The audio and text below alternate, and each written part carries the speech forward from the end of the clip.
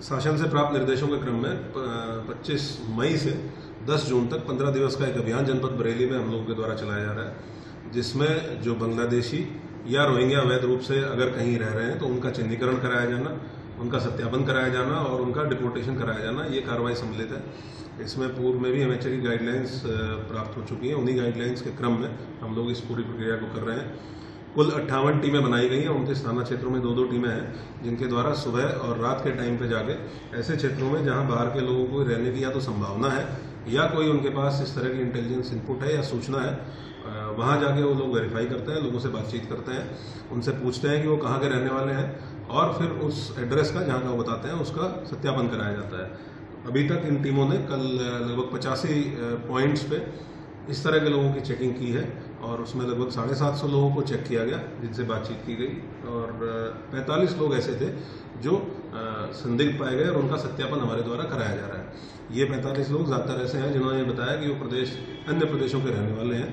तो जो जगह उन्होंने बताई है, जो डिस्ट्रिक्ट और जिला प्रदेश उन्होंने बताया है, वहाँ पे हम लोग सत्यापन करा रहे हैं। हम लोग की एक प्रक्रिया होती है जिसमें हम वेरीफाई कराते हैं कि वो मूल रूप से वहाँ के रहने वाले हैं या नहीं है। जब ये सत्यापन पूर्ण हो जाएगा तो जो भी उसके परिणाम प्राप्त होंगे उसके आधार पर अग्रिम कार्रवाई हम लोग सुनिश्चित करेंगे। सर, एक चीज़ ये भी देखने को मिलती है, लोग अपना मकान या अपनी जो संपत्ति है वो किराए पर दे देते हैं और उनका पुलिस वेरिफिकेशन नहीं करा रहे हैं। तो ऐसे लोगों पे भी कोई कार्रवाई की जाएगी ताकि वो पुलिस वेरिफिकेशन कराएं और संदिग्ध लोग ज़्यादा से ज़्यादा पुलिस की नज़र में आए। विगत माह में माननीय मुख्यमंत्री जी ने बहुत स्पष्ट निर्देश दिया था कि जितने भी किराएदार हैं उनका एक सत्यापन अभियान चलाकर वृहद रूप से और सभी किराएदारों का सत्यापन कराया जाए, ताकि नंबर 1 उनका ये चेक हो जाए कि वो कहाँ के रहने वाले हैं, वहाँ से वेरिफिकेशन हो जाए, और नंबर 2 उनके क्रिमिनल एंटीसीडेंट्स भी चेक हो जाए कि उनका कोई गंभीर आपराधिक कृत्यों में तो वो इन्वॉल्व नहीं है।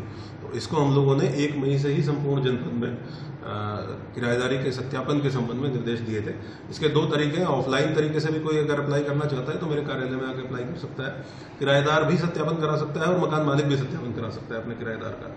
और दूसरा, ऑनलाइन यूपी कॉप ऐप के माध्यम से भी वो CCTNS के माध्यम से भी अपना टेनेंट वेरिफिकेशन करा सकते हैं।